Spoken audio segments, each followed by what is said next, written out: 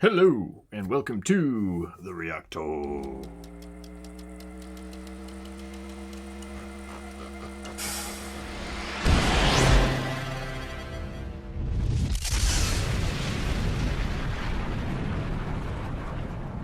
Okay, well, I was just in the mood for some Finnish folk metal, and this is what came up. KORPIKLAANI, and the song is Ämmänhauta. I may have mispronounced that terribly. I wouldn't even know.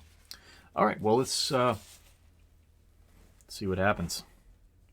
Roll the beautiful bean footage.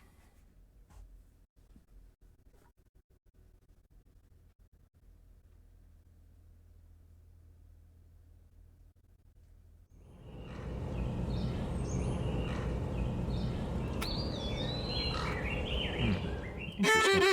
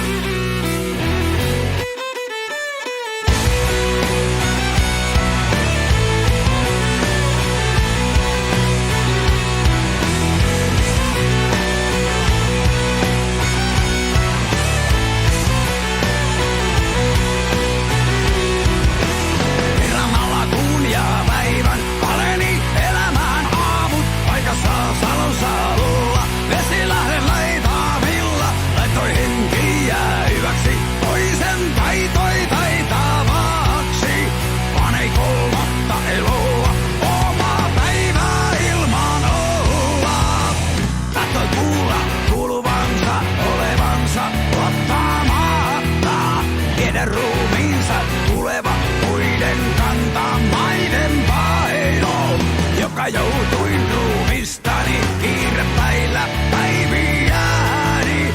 Kantaa kauas rankoani, puusta on valo ylennet. Joka joutuin haudastani ohi ollen outonakin. Ja vanniautaa vierin täyden yltä hyvän elonsa.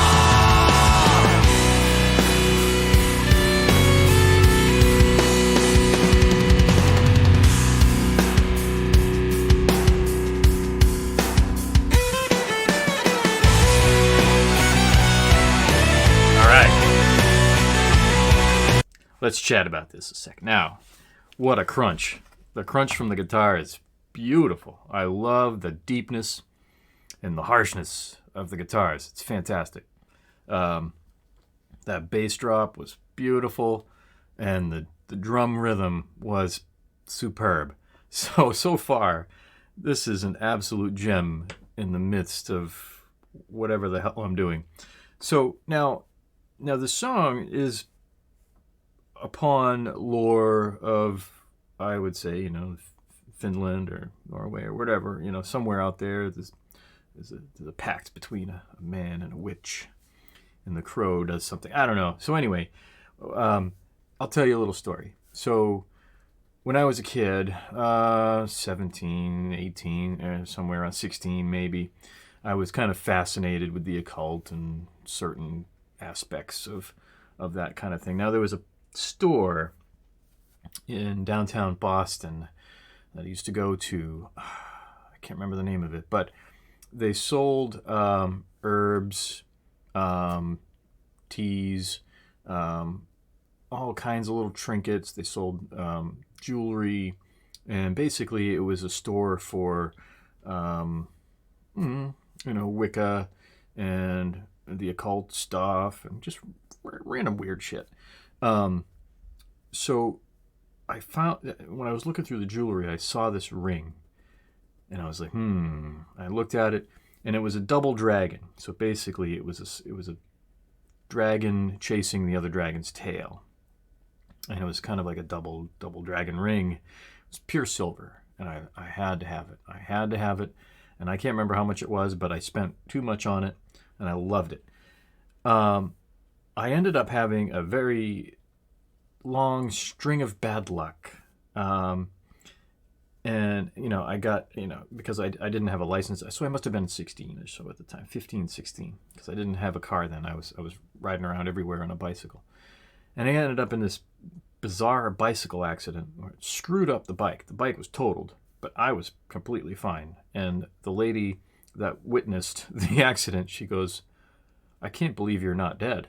And I'm like, oh. So, I don't know. So maybe the ring saved me. I don't know. It's just one of those weird things. But I just, all kinds of weird, bad things were happening, right? And so I figured in the mindset that I had at the time, there was this cemetery called the Maud Auburn Cemetery, and it's huge. It's the size of a small town, but it's all just a giant cemetery with iron gates,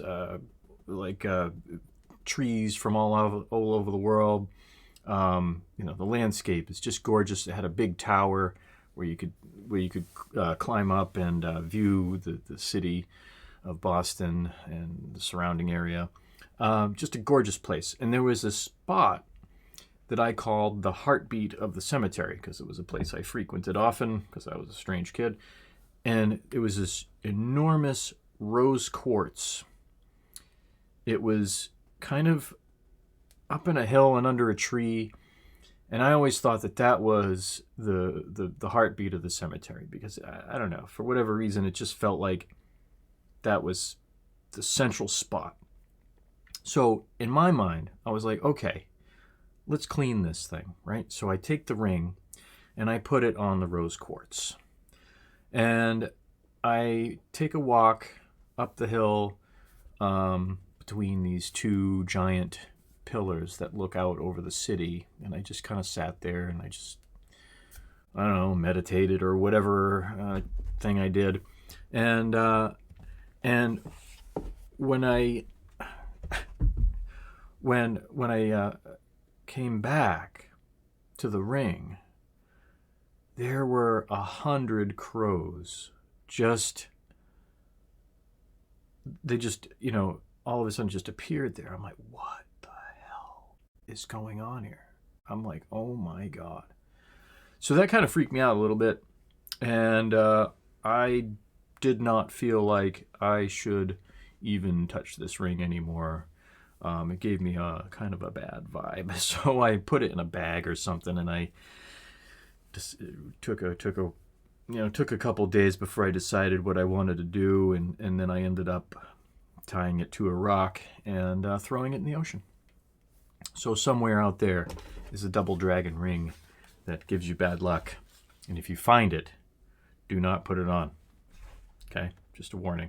All right. Well, that was an interesting story, so let's continue on.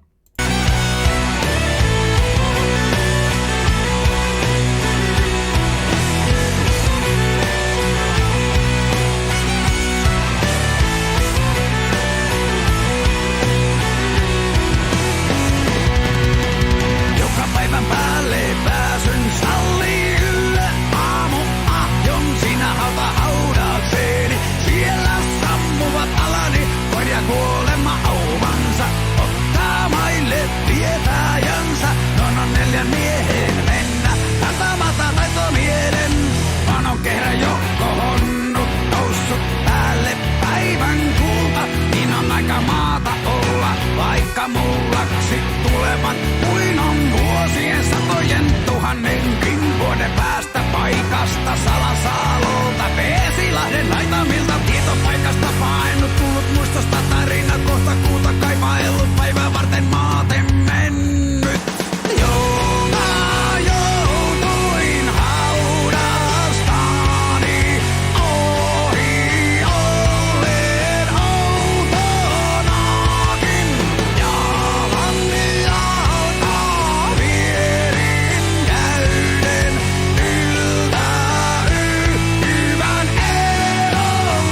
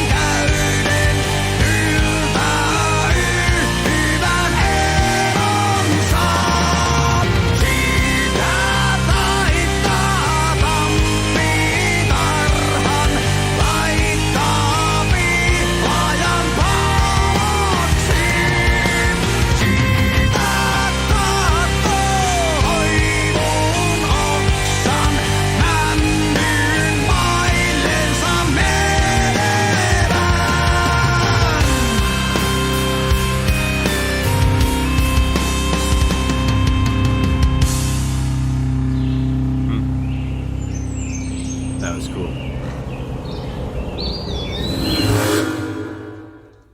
Freaky. Wow, that was really weird. Showed that ring. That was freaky. Well, anyway, so yeah, don't trust a witch. And if you do, make sure you're on the right side. I guess. Interesting stuff. That's I have no idea what he's saying, but it's a cool video.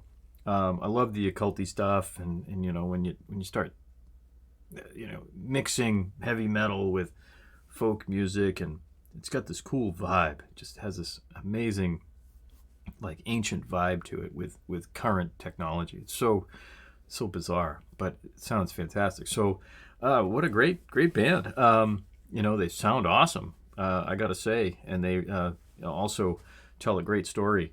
I think, I don't know, I can't understand what he's saying, but I'm sure it's a pretty fantastic story to go along with the video. So good stuff. Really a pleasure to hear this unusual stuff. So if you know of any other cool and unusual things, I'm always open to the weirdness of the world. All right, until the next time, cheerio. And find that double dragon ring.